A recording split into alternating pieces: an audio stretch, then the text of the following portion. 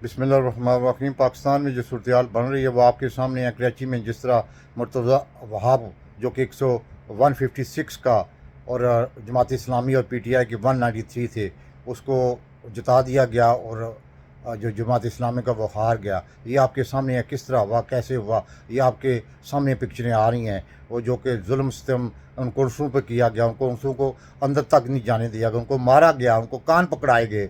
इससे बड़ी क्या होती है माफिया और मतलब इस्टेब्लिशमेंट मिल के जो खिलखिला रही थी 75 साल में, वो इमरान खान साहब ने आपको सबको उनको नंगा करके दिखा दिया। अब जो है ना, ये इस्टेब्लिशमेंट रिस्ट्रक्चरिंग कर रही है अपनी, यानी कि 9 मई का वाक़या बना के एक रिस्ट्रक्चरिंग कर रही है अपने मतलब के हकमियत को दोबारा मजबूत बनाने के लिए, अपनी हकमियत को दोबारा मुस्तकम करने के लिए। अंदरूनी खाने में कुछ खबरें ऐसी हैं जो कि मैं बता नहीं सकता। ये बाकायदा वो कोई परवाह नहीं कर रहे है, पाकिस्तान जाए जहन्नम में, इक़्तिसादियात जाए जहन्नम में, मुल्क ह्यूमन राइट्स के बारे जाए जहन्नम में, ह्यूमन राइट्स जाए। वो अपनी हकमियत को दोबारा मतलब के मुस्तकम कर रहे हैं, क्योंकि 75 साल जो है ना वो हकमियत थोड़ी सी डमाडोल हो गई थी, जिसकी वजह से ये उन्होंने 9 मई के वाक़या को बहाना बना के अंदरूनी खाने बहुत मुस्तकम को अब वो हकमियत को मतलब बना रहे हैं। ये आने वाले दिनों में आपको पता लगेगा, इसलिए कि जो 9 मई का वाक़या करवाया गया था, 9 मई का वाक़या एक ऐसा वाक़या है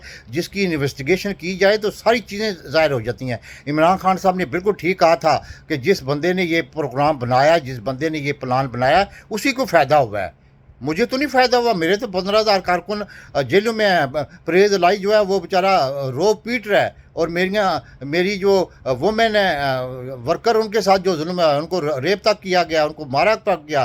पूरी दुनिया देख रही है, पूरे मतलब वर्ल्ड देख रहा है जो कुछ हो रहा है। लेकिन ये कि इस्टेब्लिशमेंट अपना हकमियत जो है ना वो मजबूत बनाने के लिए, जिस तरह का कराची में आज नंगा नाच नाचा गया है, वो सामने है आपके। उसको जिस तरह फिर एक बहुत बड़ा कामरान खान है जो कि बहुत बड़ा एंकर है, लेजेंड एंकर मैं उसको मानता हूँ, उस तरह जिस तरह मुर्तज़ा वहाब को मुबारक दे रहा है कि ये कराची का बेटा था, क्योंकि कराची का बेटा तो होगा, क्योंकि बिलावल ने जो कि पूरी दुनिया में कहे हम जमहूरियत पसंद है, बेनज़ीर कहते थे जमहूरियत पसंद है, भुट्टो कहते थे जमहूरियत पसंद है। और आज जो कुछ जमहूरियत का वो 1971 के बाद आज पहला वाक़या आपने देख लिया क्या क्या हुआ है। गुंडागर्दी 15 साल से जो कुछ हो रहा था वो सिंध में आपको सबको पता होना चाहिए कि वो केला आसफ जारी नहीं कर सकता, उसके साथ बाकायदा तौर पर एस्टेब्लिशमेंट है। और अब ये टेलर है।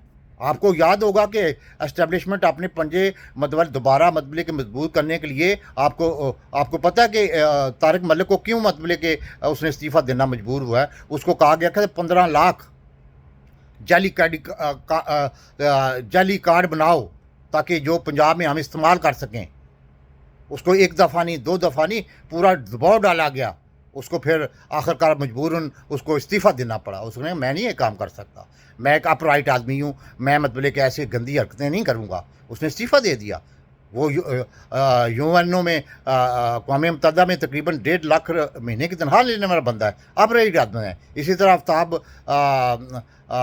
था, कोई नैब का चेयरमैन बनाया गया था। उसने कहा, उसको कहा गया इस्टेब्लिशमेंट में कहा कि इमरान खान साहब के ऊपर मुकदमे बनाओ। उसने कहा जी मुकदमे बनते ही नहीं, मैं कैसे बनाऊँ। उसने इस्तीफ़ा दे दिया। वो तो साफ लफ्ज़ों में आया हुआ है, वो साफ लफ्ज़ों में ऑन दी रिकॉर्ड चीज़ें हैं।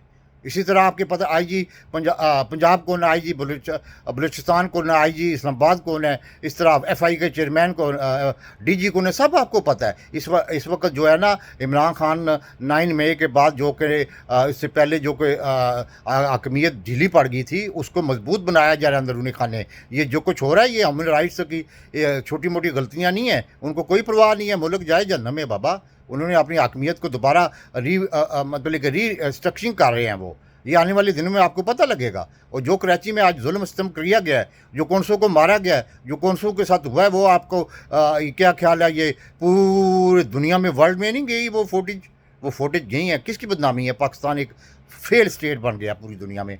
पाकिस्तान के अवाम के साथ जो जुल्म हो रहा है, जिस मुल्क का supreme court of Pakistan chief justice कहे कि मैं कुछ नहीं कर सकता, खुदा के लिए अपना सब्र करो, अल्लाह पे भरोसा करो और दिलेर बनो, उसका क्या हाल होगा। बस इतनी मैं बात कह सकता हूँ, इससे ज़्यादा अब मैं क्या कहूँ।